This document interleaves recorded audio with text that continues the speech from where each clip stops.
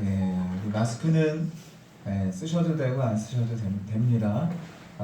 마스크 쓰고 있다고 해서 마스크 안 쓰신 분이 믿음이 없이 뭐가 무서워서 이렇게 해도 안 되죠. 마스크 쓰셔도 돼요. 그리고 그냥 안 쓰는 게 편하다 그러면 안 쓰셔도 되고요. 썼다 안 썼다로 믿음이 좋다 안 좋다 말할 것이 아니라 우리가 할 수 있는 조심은 하면 되고요. 결코 이것은 우리의 믿음과 상관이 없음을 다시 한번 말씀을 드립니다. 25나라가 코로나19로 어수선하죠. 뉴스나 인터넷 보면은요, 대부분 이 코로나19 뉴스가 대부분이라는 것을 알 수가 있습니다. 아무튼 온 국민의 안전에 위협을 받고 있습니다. 개인적으로는 월요일부터 수요일까지 아팠다 그러면 코로나 이렇게 생각하실까봐 소화가 안 됐어요. 소화가 안 돼가지고 잘 먹지를 못했어요. 속에 소화가 안 되면 이게 속만 답답한 게 아니라 머리까지 아파요. 머리가 너무너무 아파요. 소화가 안 되는 건 그렇게 참을만 한데 머리가 너무너무 아파갖고 앉아 있을 수가 없어요. 그러니까 누워야 되는 거. 물론 약을 먹었죠. 약을 먹고 있었는데 제가 생각해도 가끔은 체했는데 이렇게 오랫동안 체해본 적이 한 번도 없었던 것 같아요.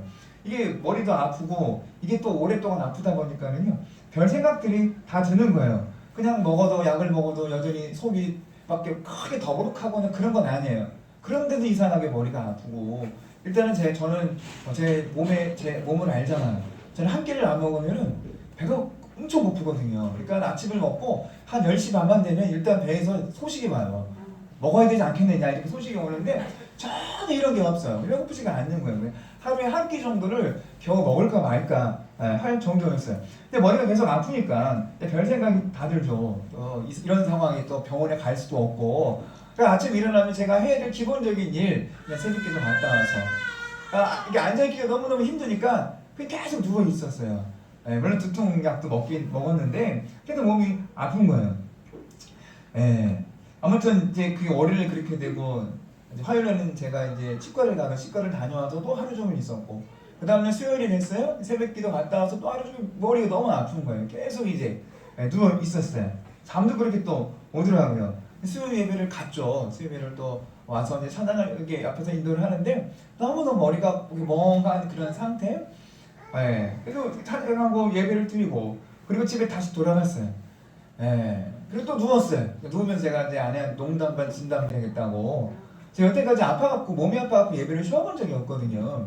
제가 안 쉬는 이유가 뭐냐면요, 한번 좀 아프다, 오늘은 당신 예배 드려, 이렇게 한번 이렇게 쉽게 이런 걸 포기를 해버리면 다음에는 조그만 문제가 생기면요 또 쉽게 할까봐 저는 무슨 일이 있어도 이렇게 쉽게 포기하지 않거든요. 근데 너무너무 이제 힘드니까 당신이 내일 해. 그리고 또 오자마자 갈아입고 이제 침대에 누웠어요. 누웠는데 한 10분도 안 됐는데요, 갑자기 몸이 나아지는 거예요. 갑자기 이유가 없어요. 갑자기 다 나아지는 거예요. 근데 순간적으로 제 스스로가 제가 느끼게 몸이 좋아지구나를 느끼는 거야. 저는 이런 느낌은 처음이었어요. 그냥 몸이 이렇게 체했다가도 시간이 지나고 나면 그냥 이렇게 그냥 나도 모르는 사이에 이렇게 체기가 내려가고 안 아프고 했는데, 이번에는 정말 내가 막 머리가 그전까지 막 머리가 너무 아파갖고 막 이러고 있는데 마치 몸에서 뭐가 쑥 빠져나가듯이 갑자기 몸이 안 아픈 거예요. 누워도 10분도 안 됐는데 몸이 안 아픈 거야. 배도 괜찮고 머리도 괜찮고. 제가 알잖아요. 그래서 제가 내 스스로가 몸이 나았구나라는 그 짧은 순간인데도 몸이 나았구나는 확신이 드는 거예요. 몸이 딱 괜찮아지니까 먹고 싶잖아요. 밥을 달라고 했어요. 며칠 동안 저 한 끼도 제대로 먹지 못했는데, 그렇잖아요. 먹고 싶은 거예요. 그러니까 3일 동안 먹지 못하죠. 먹지 못하니까 말이 안 나오고, 새벽에 이제 말을 전에 말이 안 나오는 거야. 대화하기도 힘들어. 찬양하기도 너무너무 힘든 거야. 말이 안 나오는 거야. 먹으면 되는데 먹지 못하니까 힘이 없고, 힘이 없으니까 말이 안 나오고, 이런 악순환적인 삶을 살아가는데 이게 몸이 더 힘들었잖아요. 그 몸이 나아지니까 밥을 먹었어요. 부드럽게 뭔가를 비벼갖고 주더라고요. 많이 먹었어요. 그래도 과식은 한 건 아니고 아무튼 편하게 먹었어요. 밥 먹고 나니까 또 그렇게 단계 땡기더라고요. 한 3일 동안 먹지를 못했거든요. 막 땡기는 거예요. 그래서 이거 많이는 먹진 않았어요. 그래서 생각을 했죠. 몸에서 지금 요구하고 원하는 거야. 내 몸에서 나도 모르게 그동안 먹지 못했던 걸 계속 나한테 요구를 원하고 있는 거예요. 그래서 저는 내 몸이 원하니까 나는 또 먹어줘야지. 그리고 이제 옆에 있던 또 단 것들 또 있는 걸 또 먹었죠. 예, 이렇게 속이 이렇게 속 채워지고요. 몸에 힘이 생기고 그러고 나니까 그때부터 뭔가 생각이 되더라고요. 생각이 되는 거 어떻게 해야 될지 생각이 나기 시작을 하더라고요. 정말 그래서 깨달아지는 건 다른 게 아니더라고요. 정말 힘이 필요하네. 힘이 필요하지. 그러니까 어떤 문제를 만난다 할지라도 문제가 아니라 내가 힘이 있으면 그 문제를 이겨나갈 수가 있는데 바이러스가 문제가 된다고 하지만 우리 안에 있잖아요. 힘이 있으면 되잖아요. 힘이 없는 분들한테 어르신들이나 조심해야 되겠죠. 몸에 어떤 질환이 있는 분들이 굉장히 조심을 해야 되겠지만 힘이 필요한 거야. 힘이 있어야 되는 거예요. 힘이 있으면 이겨나가게 되겠구나. 그러니까 문제가 와도 힘이 있으면 얼마든지 문제를 이겨나갈 수 있는 힘이 생겨나게 되는 점이 있습니다. 이게 바이러스의 문제뿐만 아니라 우리 인생의 문제도 마찬가지더라고요. 내 안에 힘이 없으면요. 요만한 문제를 만나도, 그러니까 요만한 돌을 만나도 그 돌 때문에 넘어지죠. 그래 탓하는 거예요. 너 때문에 넘어졌다고 하잖아요. 힘이 있으면요, 정말 바위 같은 태산 같은 문제가 와도 넉넉히 이겨나가게 되는 줄 믿습니다. 그러니까 코로나19 문제로 세상이 혼란스럽잖아요. 이 문제 앞에서 정말 우리에게 힘이 필요하더라고요. 영적인 힘이 있어야 돼요. 힘이 필요하더라고요. 그럴 때 우리가 바르게 대처해 나갈 줄 압니다. 무시해도 안 되는 거예요. 우리는 하나님 믿는 사람이니까 우리는 그냥 안 걸려. 이렇게 무시해도 안 되는 거예요. 그러니까 대처를 해야 되는데 정말 믿음의 사람으로서 하나님의 사람으로서 어떻게 대처해 나갈지를 우리가 깨닫게 되더라고요. 온통 인터넷만 열고 뉴스만 틀어보면 코로나19 기사가 매일같이 쏟아지고 있잖아요. 우리에게 필요한 정보들이죠. 알아야 될 내용들입니다. 어떻게 예방을 할지, 또 증상이 뭔지 이것도 알아야 되잖아요. 또 우리가 어디를 가지 말아야 될지, 어떻게 될지를 이런 어떤 뉴스나 인터넷을 통해서 우리가 배우게 됩니다. 그렇죠? 그리고 방역, 소독은 어떻게 될 것인가, 그리고 어떤 확진자들이 계속 나오잖아요. 여기 어디서 나온다 얘기를 듣잖아요. 굉장히 유익한 정보들이 올라오고 있습니다. 처음에 제가 그 얘기를 들으면서요, 처음에 굉장히 좋은 정보들이었죠. 근데 어느 순간에는요, 이런 코로나 정보들로 인해서 어느 순간인가 내가 너무 자꾸 두려움에 빠지고 있는 거예요. 너무 정보들이 많은 거야. 계속 올라오잖아요. 하루 종일 보고 듣다 보니까 그냥 너무너무 두려움, 나도 모르게 생겨나게 되는 거예요. 사실은 새로운 내용은 별로 없어요. 그렇죠? 다 비슷한 이야기들이 계속해서 여러 어떤 인터넷 언론들이 비슷한 얘기들을 계속 쏟아내고 있는 거예요. 어느 순간 나도 모르게 코로나를 하루 종일 묵상을 하고 있더라고요. 묵상이 다른 게 아니더라고요. 내가 묵상해야지 해서 묵상이 되는 게 아니더라고요. 자꾸 보면 뭐가 되는 거예요? 그게 묵상이 되더라고요. 나도 계속 보니까 묵상이 돼요. 확진자가 몇 명이 나중에 외우겠어요. 몇백 명이 외우겠어요. 어디서 뭐가 나왔다 알지도 못한 경남이나 경북은 제가 잘 알지 못하잖아요. 거기 지면 어느 순간에 외워지게 되고 묵상을 하고 있는 거예요. 그리고 코로나를 묵상할수록 어떤 생각이 들어요? 너무너무 두려운 거예요. 그러다 보니까 정말 내가 해야 할 일이 무엇인지를 모르겠더라고요. 내가 지금 코로나 사태로 여러 가지 일들이 있는데 내가 지금 뭘 해야 될지를 잘 모르겠다는 거예요. 그러니까 두려움이 생겨나게 되니까는요, 내가 진짜 해야 할 일, 내가 정말 조심해야 되고 내가 정말 준비해야 될 것이 뭔지를 모르고 있는 거예요. 그냥 방송에 따라 내 감정이나 기분 이런 것들이 흘러가고 있더라고요. 그래서 개인적으로 결심한 건요, 코로나를 묵상하는 시간보다 하나님의 말씀을 묵상하기를 더하자요. 1시간 내가 인터넷을 봤다면 볼 수 있어요. 그러나 그 이상을 하나님의 말씀을 묵상하자라는 거. 보지 말라는 얘기가 아니에요. 듣지 말라는 얘기가 아니에요. 들어야 되고 봐야 됩니다. 그러나 그것이 우리의 일상을 망가뜨리고 정말 내가 해야 할 일까지 못하게 한다면, 그래서 말씀을 묵상하자라는 거예요. 지나치게 어떤 뉴스나 인터넷을 보지 말자라는 생각을 했어요. 왜냐하면 이것이 하루 이틀로 끝날 문제가 아니잖아요. 시간이 오래 가야 돼요. 오래 흘러가야 돼요. 그렇기 때문에 더욱더 우리는 바른 정보를 가지는 건 중요해요. 바른 정보를 가지는 건 굉장히 중요하지만, 그럼 더 중요한 것은 어떤 것입니까? 힘을 길러야 되는 거예요. 그렇죠? 오래 가면 오래 갈수록 힘이 있어야 되는 거예요. 그렇죠? 육체적인 힘도 필요해요. 그렇죠? 면역력도 필요하죠. 음식도 잘 먹어야 돼요. 운동도 해야 돼요. 코로나 나가면 안 돼, 무서워. 우리 어디만 있어요? 집에만 있어요. 아무것도 하지 않는 거. 무서워. 숨도 제대로 못 쉬겠는 거야. 숨도 창문도 못 열겠는 거야. 지나가는 사람이 혹시 재채기라도 해가지고 그러면 어떻게 될까? 창문도 못 열어. 운동 아무것도 못해. 그럴 일이 아니라는 거죠. 우리가 조심할 건 조심해야 되겠지만 일단 몸도 훈련해야 돼요. 운동도 해야 되고 내가 할 일도 하고. 저도 제가 늘 했던 일들 있잖아요. 제가 아침에 일어나서 했던 일들 하지 못하니까는요 정말 답답하더라고요. 그러니까 몸이 답답해 버리니까는요 머리가 막 너무 복잡해지는 거예요. 음식도 먹어야 되고 운동도 해야 되고요. 무엇보다 우리의 영혼의 힘을 길러야 될 줄 믿습니다. 네. 한편으로 생각을 해보면 코로나19 사태로 인해서 이 신천지의 실체가 드러나는 것은요 정말 감사한 일이더라고요. 네. 여러분 코로나보다 더 무서운 게 신천지예요. 아, 정말 무서운 코로나는 그냥 몸이에요. 그렇죠? 그런 신천지는 우리의 영혼을 완전히 망가지게 하는 거예요. 얼마나 무서운 일입니까? 신천지는 이만희 구세주를 믿고 있잖아요. 이 재림 예수님이 우리는 오실 예수님을 믿고 있는데 재림 예수님이 뭐 1944년 그쯤에 예수님이 누구한테 임했냐면 이만희한테 임했다는 거예요.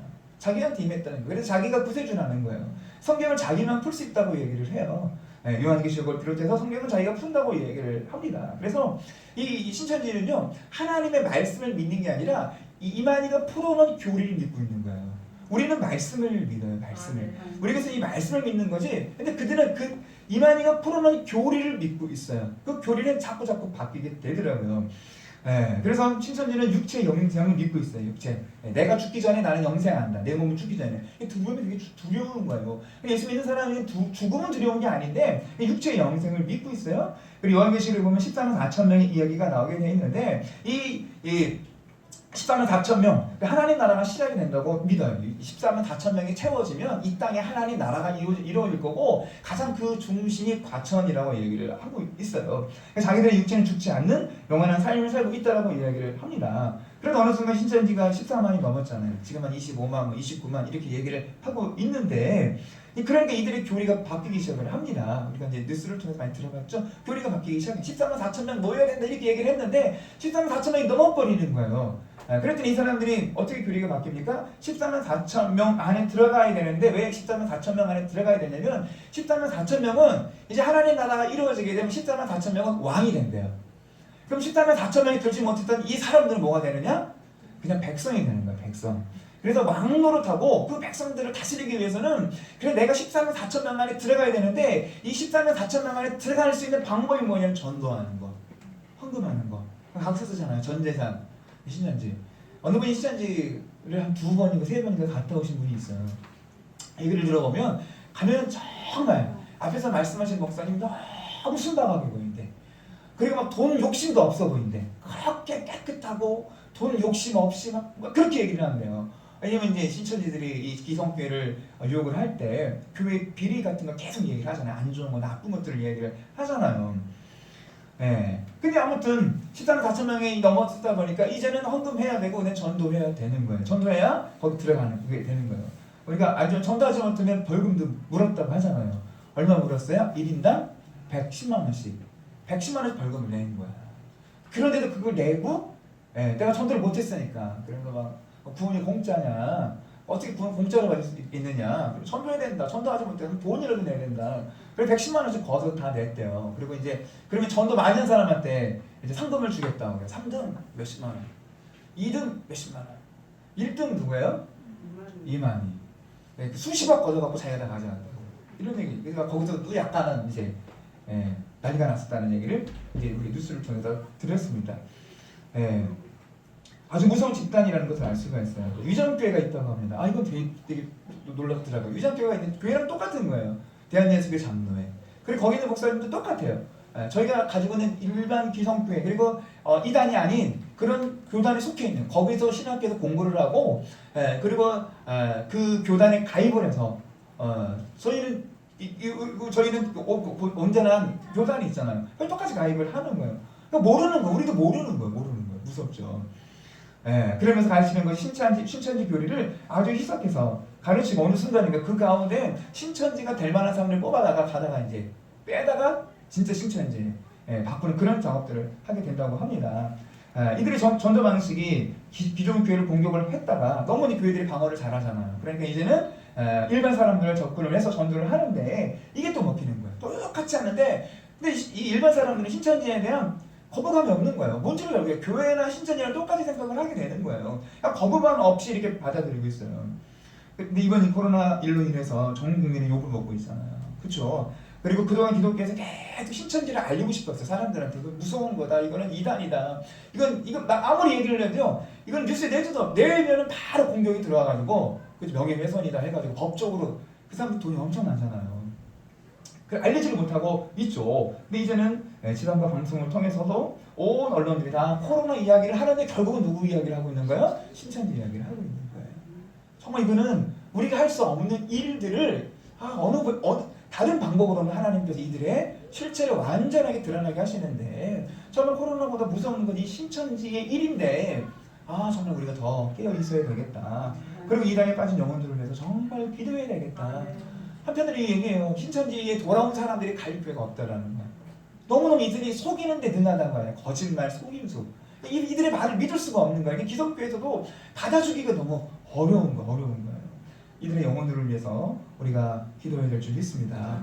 지금 사회적으로 또 한 가지가 교회 예배를 멈춰달라고 이야기를 합니다. 많은 사람들이 모인 곳이기에 감염 위험이 높다고 이야기를 하고 있어요. 왜냐하면 한 명이 감염이 되면 이게 다 퍼지게 되고 굉장히 위험한 이런 일들이 벌어지고 있습니다. 그래서 정부에서 집회와 예배를 멈춰달라고 이야기를 하고 있고, 그리고 대형 교회들은요 주중 예배를 다 멈췄어요. 모든 모임들을 멈추고, 그리고 주일 낮 예배도 가능하면 인터넷 예배로 돌리고 있는 교회들이 있음을 우리가 보게 됩니다. 근데 교직원들은 나오는 교회 직원들 나오는데 교회 직원들이 모이면 우리 교회보다 더 많아요. 아시죠? 우리 교회보다 더 많아요. 직원들이 나와서 뭔가를 하는데 그 교회들은 그래요. 더 많이 모인단 말이에요. 일반 사람들이 세상 사람들이 바라볼 때 예배를 멈추는 것이 뭐가 그리 대단한 것이냐라고 이야기를 하죠. 그런 뉴스를 계속 듣다 우리가 듣게 되네요. 세상 사람들이 야 교회만 멈추고 한 주 교회 안 나간다고, 두 주 교회 안 나간다고 뭐가 많으냐 이렇게 얘기를 하면 우리도 흔들리는 거야.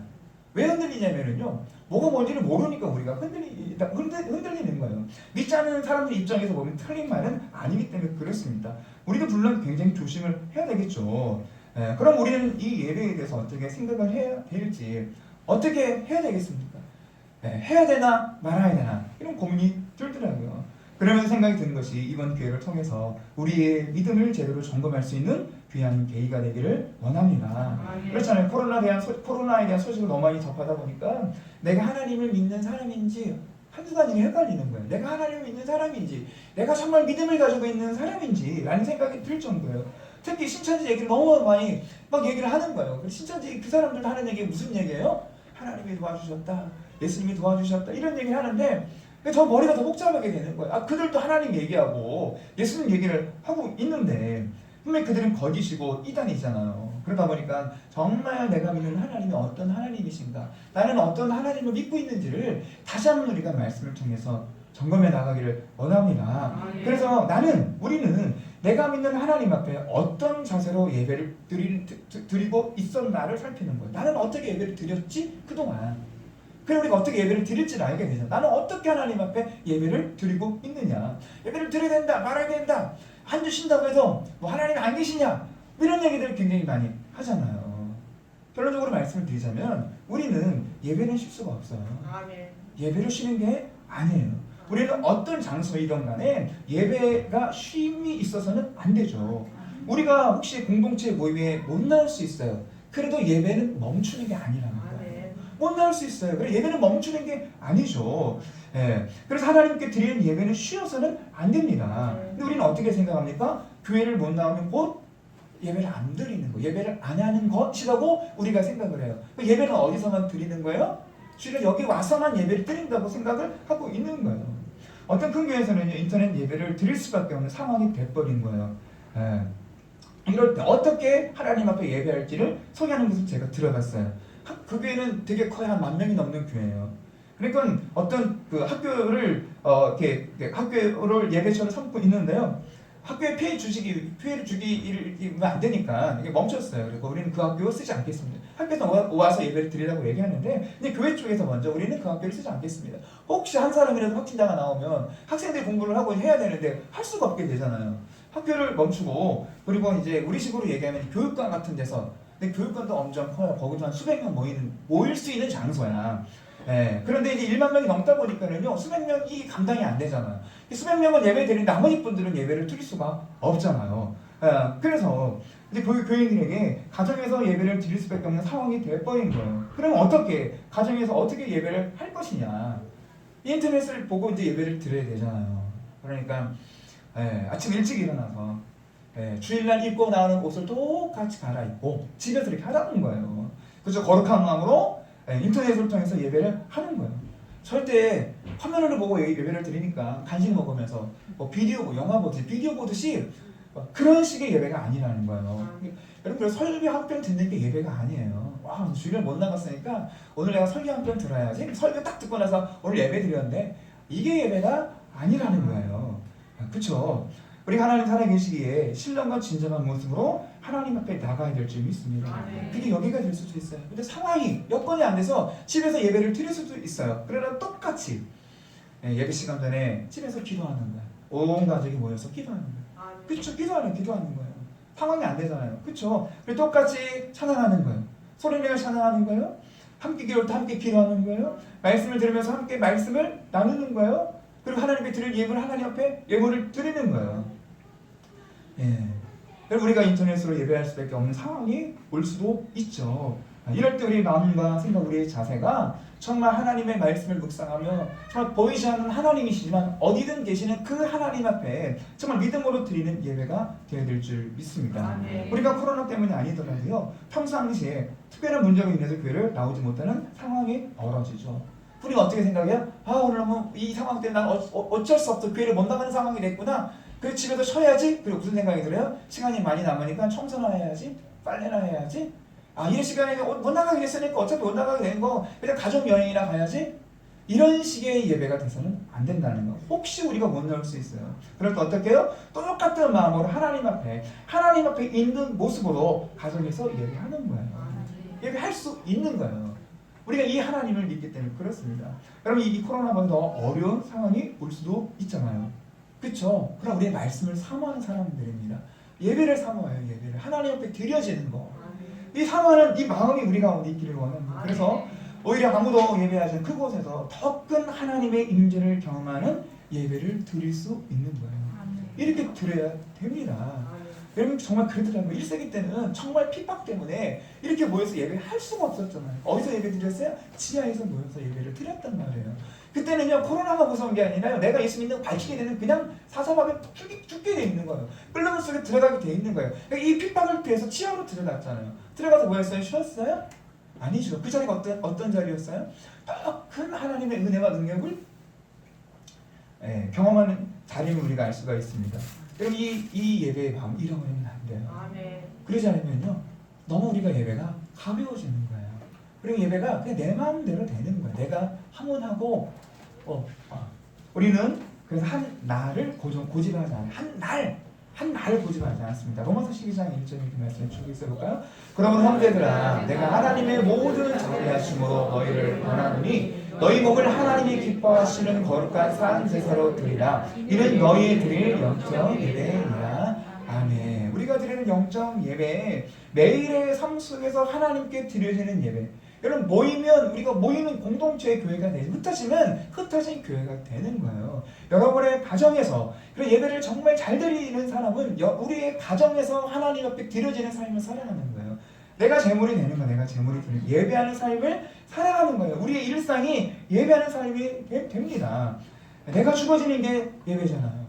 구약 레위기서를 통해서 짐승들이 잡아 나가는 것처럼 내가 죽어야 되는데 짐승이 죽어지는 것처럼 내가 주님 앞에 죽어지는 그런 귀한 시간들이 되기를 원합니다.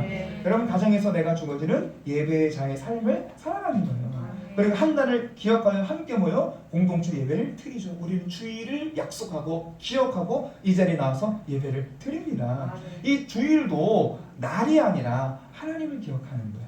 그냥 난 일요일날 교회 갔어가 아니라 우리가 주일이라고 하는 시간을 우리가 공동체가 합의해서 모여서 이날 함께 모여서 예배하자고 우리가 모여 예배하기 때문에 우리는 이 날이 아니라 하나님을 기억하는 거예요. 예수님의 부활을 기억하고요. 그리고 내가 하나님의 자녀라는 것을 확인하는 날이 이 날이 되어야 될 줄 믿습니다. 이게 공동체 예배가 되는 것입니다. 우리가 지켜야 돼요. 이 마음과 자세가 얼마나 중요한지. 또 하나는요, 우리의 예배가 예수님이 없는 예배가 돼서는 안 되죠. 우리가 수 없는 날들을 지금껏 우리가 예배하러 갔잖아요. 그러나 모든 날들, 모든 예배를 통해서 우리가 잊지 말 거는요, 예수님이 우리의 주인이 되신, 그러니까 예배의 주인공은 우리의 예수님이 되어야 될 줄 믿습니다. 여러분, 형식에 찌들어 있으면 안 돼요. 여러분, 형식적인 예배, 예수님께서 형식에 찌들어 있는 종교 지도자들을 예수님 책망하십니다. 여러분, 형식이 나쁜 게 아니에요. 형식이 굉장히 중요합니다. 공동체 예배가 너무너무 중요한 거예요. 그렇죠? 네. 그러나 이 형식에 매여 있으면 안 되는 거예요. 마태복음에 나와 있어요. 보겠습니다. 그때 예수께서 안식일에 밀밭 사이로 가실새 제자들이 시장하여 이삭을 잘라 먹으니 바리새인들이 보고 예수께 말하되 보시오, 당신의 제자들이 안식일에 하지 못한 일을 하나이다. 예수께서 이르시되 다윗이 자기와 함께한 자를 이 시장할 때 한 일을 잃지 못하였느냐. 그가 하나님의 전에 들어가서 제사장 외에는 자기나 그 함께한 자들이 먹어서는 안 되는 진설병을 먹지 아니하였느냐. 아멘. 이제 수요일까지 몸이 아팠잖아요. 성경을 읽고 싶은데 읽을 수가 없어요. 머리가 너무 아파가지고 겨우 조금씩밖에 읽지 못했어요. 수요일 끼지라마나 몸이 개운해지고 생각이 바뀌기 시작을 했어요. 인터넷에 묵상하고 하나님 말씀을 더 읽어야 되겠다. 하나님 말씀을 쭉 읽고 주일에 대한 고민이 되게 생겼어요. 주일에 우리는 어떻게 될까? 무엇을 가르쳐야 되고 이 임재를 통해 우리가 깨달아야 할 것이 무엇인가를 좀 알고 싶었어요. 근데 성경을 쭉 읽었어요. 다니엘부터 읽기 시작을 했고요. 지난주 읽기 시작을 했었고 이제 구약은 다 읽고 신약을 봤어요. 또 읽었죠. 쭉 읽어나가는데 한참을 읽어나가는 이 말씀 들어오기 시작을 했어요. 주일, 예수님이 이 주일을 어떤 마음으로 예배를 할지를 우리에게 말씀을 주시고 있어요. 예수님께서는 분명하게요, 안식일은 기억하여 거룩하게 지키는 날에는 틀림이 없습니다. 예수님도 안식일을 기억해서 거룩하게 지켰습니다. 그러나 이 당시의 종교 지도자들은요, 이 형식은 있었는데 그 내용이 없어져 버리는 거예요. 바리새인들이 뭐라고 얘기를 해요? 1절 보니까는요, 예수께서 안식일에 밀밭 사이를 가실 때 제자들이 뭘 했어요? 시장하여 뭘 먹었어요? 이삭을 잘라 먹었어요. 그래서 바리새인들이 뭐라고 얘기를 해요? 안식일에 하지 못한 일을 했다. 왜 일을 했느냐는 거예요. 왜 안식일에 일을 해서 하나님의 율법을 어겼느냐라고 이야기를 하고 있죠. 그러니까 안식일의 의미를 제대로 알지를 못하고 있는 거예요. 이 바리새인들은 형식에 딱 찌들어 있는 거예요. 근데 예수님께서 뭐라고 말씀을 주고 있어요? 3절 볼까요? 예수께서 이르시되 다윗이 자기와 함께한 자들이 시장할 때 한 일을 잃지 못하였느냐. 그가 하나님의 전에 들어가서 제사장 외에는 자기나 그 함께한 자들이 먹어서는 안 되는 진설병을 먹지 아니하냐. 진설병은 제사장은 먹어야 되는 거야. 너무너무 배고픈 거야. 가서 먹었단 말이에요. 율법으로 당장 죽어야 되는데 하나님 죽이지 않으셨단 말이에요. 아시는 거죠. 그 다음 절을 가볼까요? 내가 너희에게 이르노니 성전보다 더 큰 이가 여기 있느니라. 예수 그리스도가 계시잖아요. 사람들은요, 어떤 안식일, 그리고 어떤 율법, 그리고 안식일 이걸 해야 돼, 이건 굉장히 이 당시 종교 지도자들은 철저했는데 누가 없는 거예요? 하나님이 없어요. 예수님이 없어요. 그러니까 하나님이 없고 예수님이 없는데 그냥 모여있는 성전이 중요하다고 성전만 있는 거예요. 안식일만 지키고 있는 거예요. 근데 그 안에 예수님이 없어요? 하나님이 없어요. 그럼 7절에 나는 자비를 원하고 제사를 원하지 아니하노라 하신 뜻을 너희가 알았다면 무죄한 자를 정죄하지 아니하였으리라.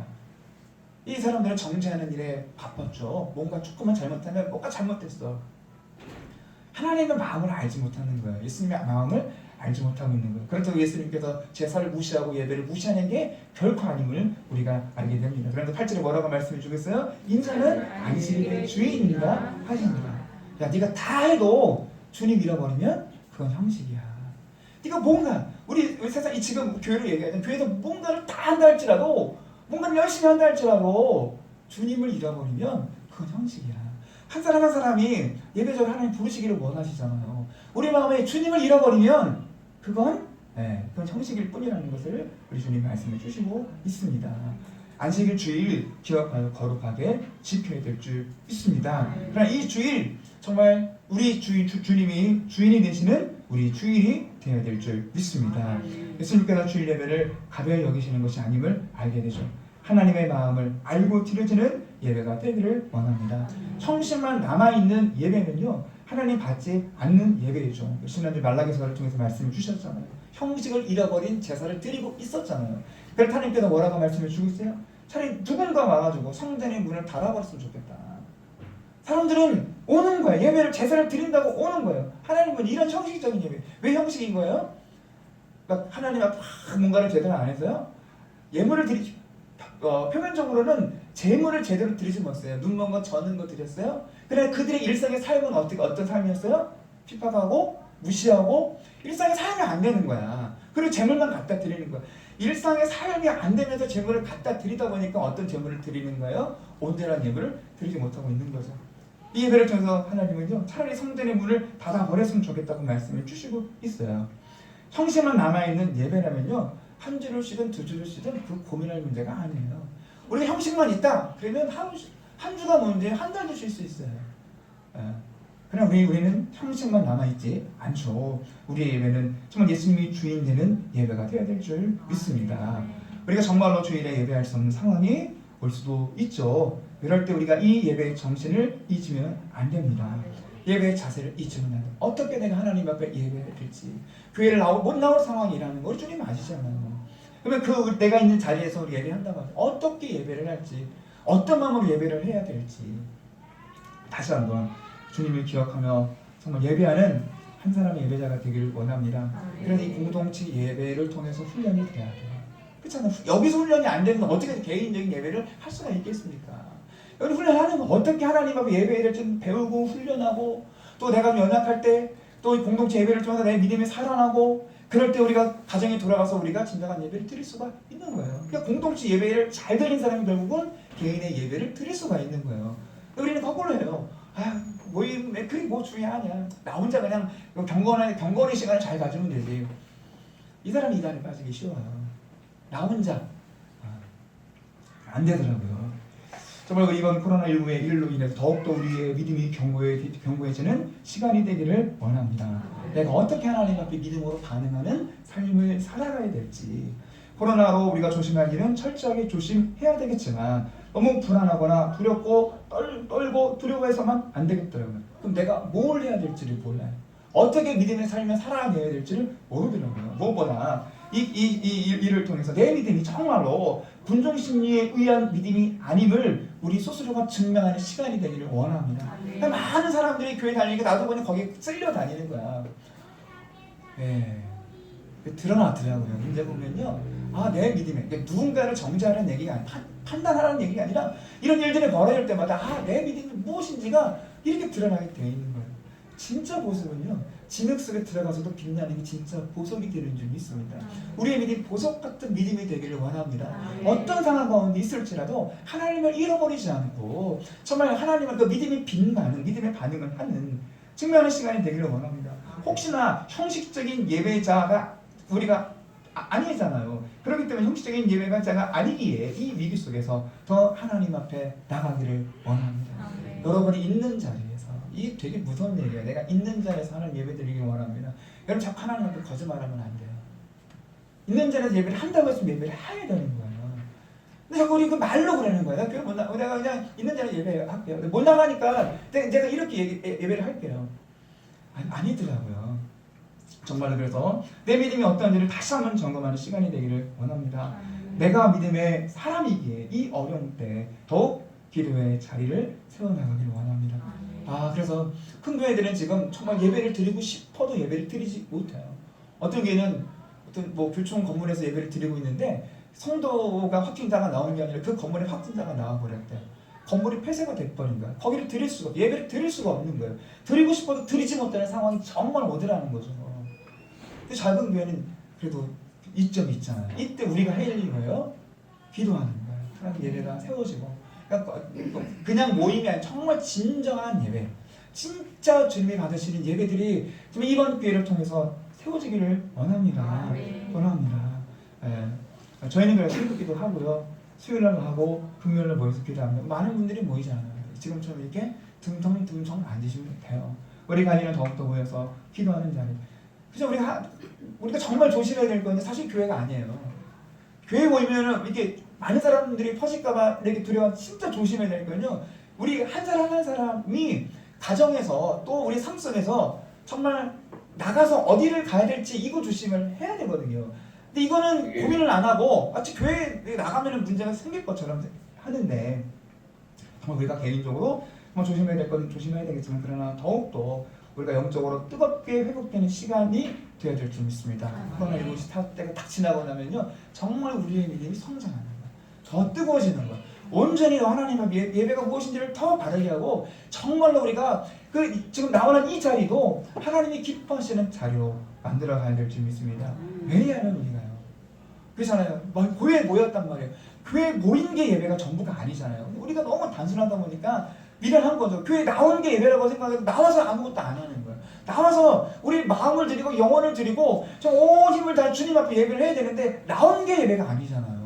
나왔다는, 여태까지 나온 거, 교회를 나와준 거예요.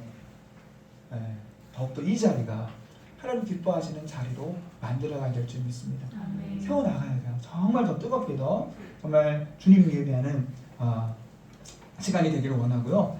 이럴 때 하나님 우리에게 힘 주실 줄 믿습니다. 하나님 우리에게 힘을 주셔요. 감당할 수 있는 힘을 주시죠. 이럴 때 이 문제들을 넉넉히 이겨나가게 될 줄 믿습니다. 찬양 드리고 함께 우리 기도하려고 합니다.